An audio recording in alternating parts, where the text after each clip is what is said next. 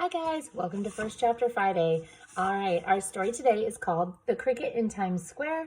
You can see it got the honorary award that year. It means it didn't win the actual Newbery Award, but it was honored, so it was viewed as a good book. And it is by George Selden. Just a fun little one with animal characters, so I thought we'd mix it up today. All right, chapter 1 is called Tucker. A mouse was looking at Mario. The mouse's name was Tucker, and he was sitting in the opening of an abandoned drain pipe in the subway station at Times Square. In case you didn't know, Times Square is in New York. The drain pipe was his home. Back a few feet in the wall, it opened out into a pocket that Tucker had filled with the bits of paper and shreds of cloth he collected. And when he wasn't collecting, scrounging as he called it, or sleeping, he liked to sit at the opening of the drain pipe and watch the world go by. At least as much of the world as hurried through the Times Square subway station.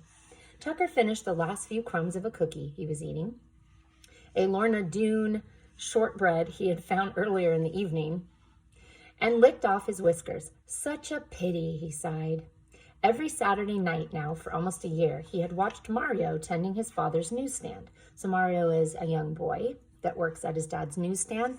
We don't really have those anymore, but a newsstand would be like an open little shop where people could buy like magazines and newspapers and things like that.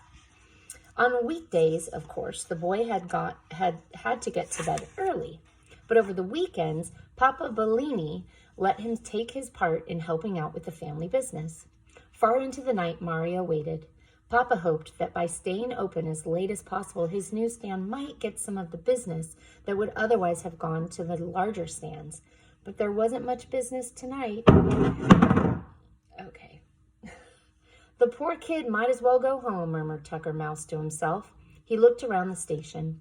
The bustle of the day had long since subsided, and even the nighttime crowds returning from the theaters and movies had vanished. Now and then a person or two would come down one of the many stairs that led from the street and dart through the station. But at this hour, everyone was in a hurry to get to bed. On the lower level, the trains were running much less often. There would be a long stretch of silence, then the mounting roar as a string of cars approached Times Square, then a pause while it let off old passengers and took on new ones, and finally the rush of sound as it disappeared up the dark tunnel. So remember, he's in a subway station. And the hush fell again. There was an emptiness in the air. The whole station seemed to be waiting for the crowds of people it needed. Tucker Mouse looked back at Mario. Remember, Mario's the little boy. He was sitting on a three-legged stool behind the counter of the newsstand. In front of him, all the magazines and newspapers were displayed as neatly as he knew how to make them. Papa Bellini had made the newsstand himself many years ago. The space inside was big enough for Mario, but Mama and Papa were crammed when they each took their turn. A shelf ran along one side, and on it were a little second-hand radio, a box of Kleenex for Mama's hay fever, a box of kitchen matches for lighting Papa's pipe, a cash register for money, which there wasn't much of, and an alarm clock for no good reason at all. The cash register had one drawer, which was always open. It had gotten stuck once with all the money the Bellinis had in the world inside it, so Papa decided it would be safer never to shut it again. When the stand was closed for the night, the money that was left there to start off the new day was perfectly safe, because Papa had also made a big wooden cover with a lock that fitted over the whole thing. Mario had been listening to the radio. He switched it off. Way down the tracks, he could see the lights of the shuttle train coming towards him. On the level of the station where the newsstand was, the only tracks were the ones on which the shuttle ran. That was a short train that went back and forth from Times Square to Grand Station Central, taking people from the subways on the east side of New York over to the lines on the west. Mario knew most of the conductors on the shuttle. They all liked him and came over to talk between trips. The train screeched to a stop beside the newsstand, blowing a gust of hot air in front of it. Only 9 or 10 people got out. Tucker watched anxiously to see if any of them stopped by to buy a paper. "All late papers," shouted Mario as they hurried by. "Magazines!" No one stopped. Hardly anyone even looked at him. Mario sank back on his stool. All evening long, he had only sold 15 papers and 4 magazines. In the drain pipe, Tucker Mouse, who had been keeping count too, sighed and scratched his ear.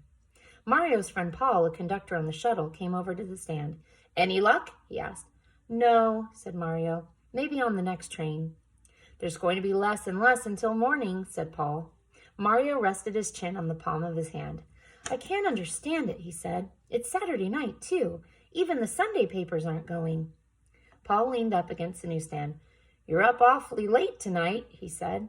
Well, I can sleep on Sundays, said Mario. Besides, school's out now. Mom and Papa are picking me up on the way home. They went to visit some friends. Saturday's the only chance they have. Over the loudspeaker came a voice saying, Next train for Grand Central, track 2. Night, Mario, Paul said. And here's an illustration that we have here. You can see the newsstand. And he's calling out, trying to sell the newspapers. He started off toward the shuttle. Then he stopped, reached in his pocket, and flipped a $50 over the counter. Mario caught the big coin. I'll take a Sunday Times, Paul said, picking up the newspaper. Hey, wait, Mario called after him. It's only 25 cents. You've got a quarter coming. But Paul was already in the car. The door slid closed. He smiled and waved through the window. With a lurch, the train moved off, its lights glimmering away through the darkness. Tucker Mouse smiled too. He liked Paul. In fact, he liked anybody who was nice to Mario. But it was late now. Time to crawl back into his comfortable niche in the wall and go to sleep. Even a mouse who lives in the subway station in Times Square has to sleep sometimes. And Tucker had a big day planned tomorrow, collecting things for his home and snapping up bits of food that fell from the lunch counters all over the station. He was just about to turn into the drain pipe when he heard a very strange sound. Now Tucker Mouse had heard almost all the sounds that can be heard in New York City. He had heard the rumble of subway trains and the shriek their iron wheels make when they go around a corner. From above, through the iron grills that open onto the streets, he had heard the thrumming of the rubber tires of automobiles, and the hooting of their horns and the howling of their brakes.